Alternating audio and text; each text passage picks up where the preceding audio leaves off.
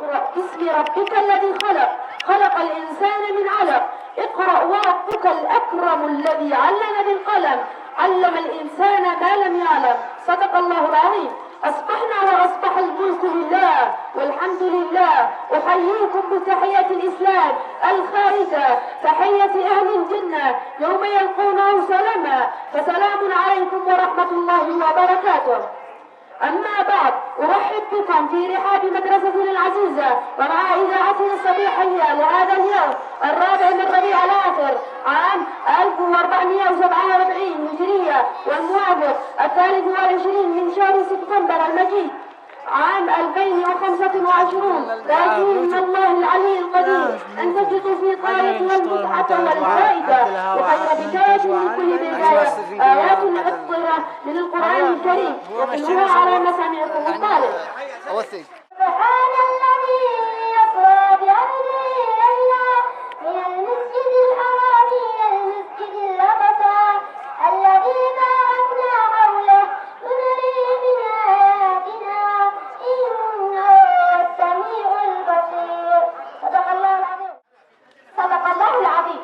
فلسطين أرض الصحب والقداسة، هي جوهرة الأمة العربية والإسلامية، إنها مهد الحضارات وموطن الأنبياء، مرتكز الهوية العربية والإسلامية. قدسها وأرضها وشعبها يعبرون عن صمودها التاريخي في مواجهة التحديات، وتظل القضية الفلسطينية محط اهتمام كل الأحرار في العالم. أما الآن ومع الحديث والطالبة سارة. أبو سعيد الخدري رضي الله عنه قيل يا رسول الله أي الناس أفضل؟ فقال رسول الله صلى الله عليه وسلم أفضل الناس مؤمن جاهد في سبيل الله بنفسه وماله. الحكمة ضالة المؤمنين، أينما وجدتها فهو حق الناس بها. نستمع لحكمة اليوم وكلام السيد الفاضل حفظه الله ورعاه. مع الشعب الفلسطيني وهو حاضر الآن يتحرك مئات الآلاف من المجاهدين، وأن يذهب إلى فلسطين ويلتحق بالشعب الفلسطيني لقومها بالجهاد المقدس في مواجهة العدو الصهيوني. نحن بحاجة إلى طريق شعبنا مستعد أن يفوت مئات الآلاف من المجاهدين للذهاب إلى فلسطين. عندنا مشكلة في الجغرافيا، عندنا مشكلة في أن يتحرك أعداد كبيرة من أبناء شعبنا للوصول إلينا. نستمع وإياكم إلى كلام علي ومع طارق. حكم الإمام علي بن أبي طالب: الدنيا دار ممر إلى دار القلب، الناس منها رجلان، رجل باع نفسه فيها فأوبقها، ورجل ابتاع نفسه فعتقها.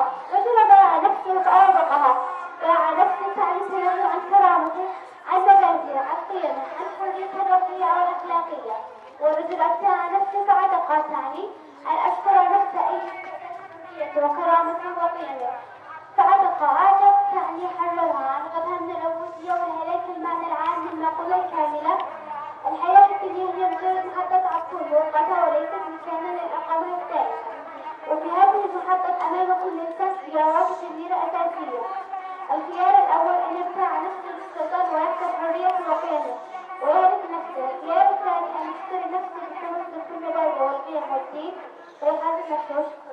قال تعالى: سبحان الذي أسرى بعبده ليلا من المسجد الحرام إلى المسجد الأقصى الذي باركنا حوله. صدق الله العظيم. هذه الآية الكريمة تشير إلى مكانة فلسطين العظيمة، فالمسجد الأقصى هو أولى